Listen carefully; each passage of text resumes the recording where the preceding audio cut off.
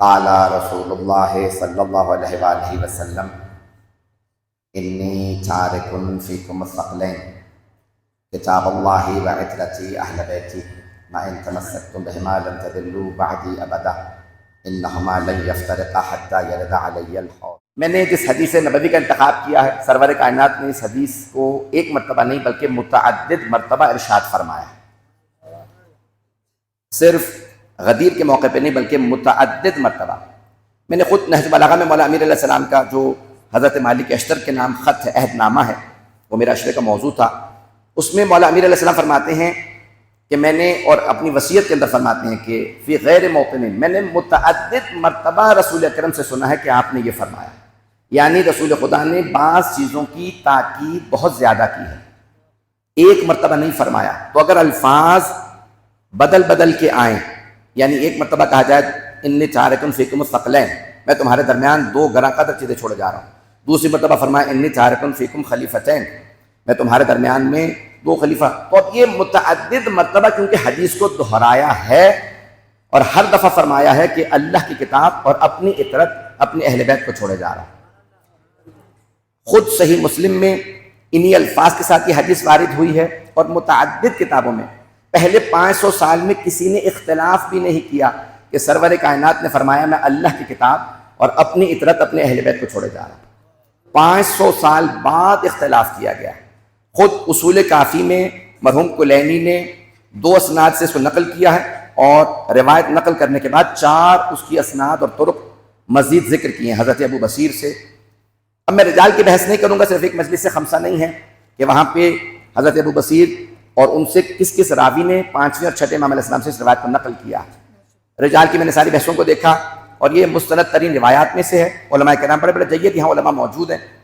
یہ الفاظ سن لیجئے، نہ صرف یہ صحیح السند ہے بلکہ متواتر حدیث ہے، حدیث واحد نہیں ہے، اس کا ایک سلسلہ نہیں بلکہ حدیث متواتر ہے۔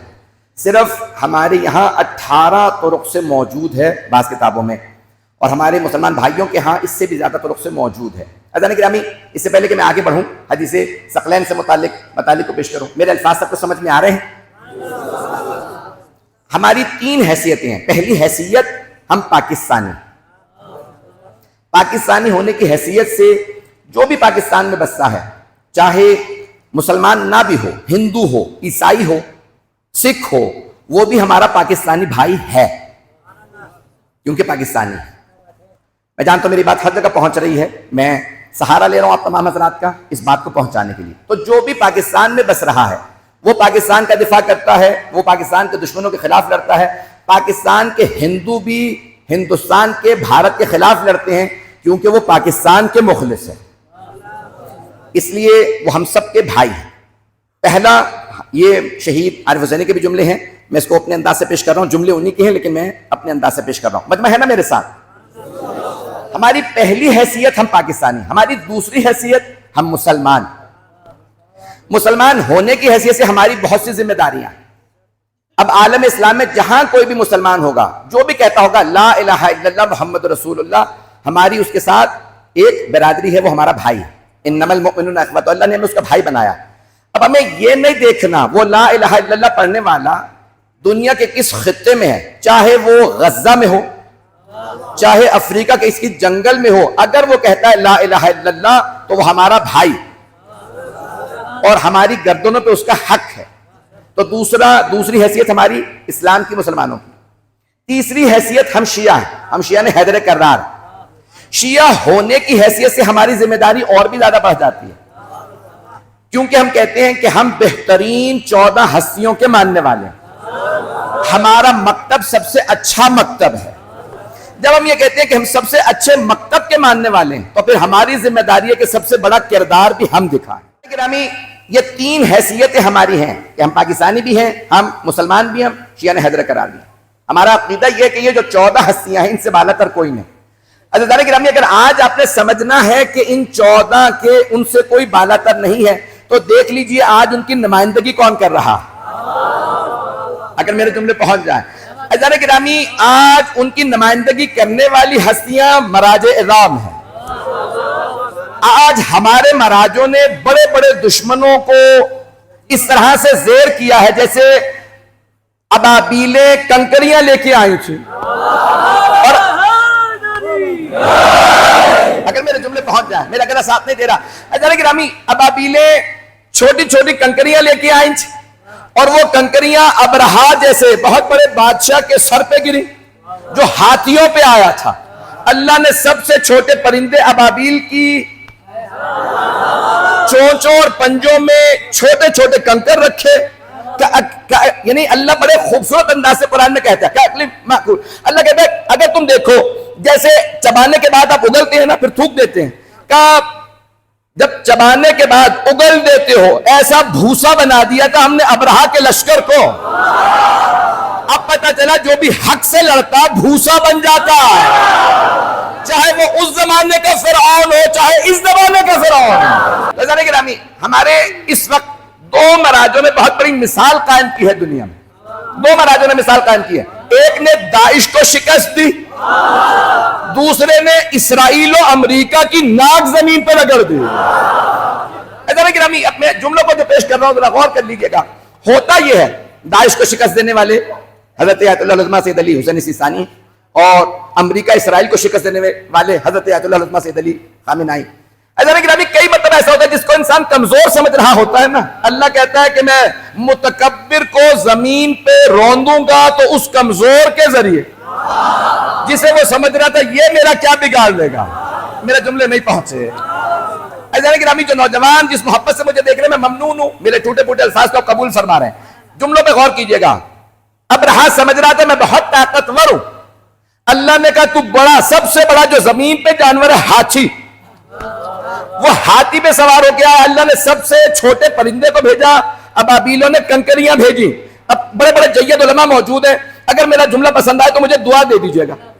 عزیزان گرامی، ایک کنکری نے ابرہا کے ہاتھیوں کو ختم کر دیا، میرا دل کہتا ہے کیوں؟ کیونکہ وہ کعبے کو ڈھانے آیا تھا، کعبے کو ڈھانے آیا تھا، تو اللہ نے کیا کیا؟ ایک کنکری کو روک کے رکھا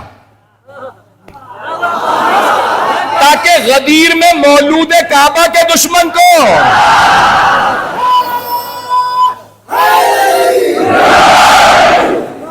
مولود کعبہ کے دشمن کی جو مخالفت کرے گا غدیر کے میدان میں، اس نعمان ابن حارث فہری کو بھی اللہ شکست دے گا، تو ایک کنکری سے عزیزان گرامی، رسول اکرم کا سب سے بڑا دشمن تھا ابو جہل،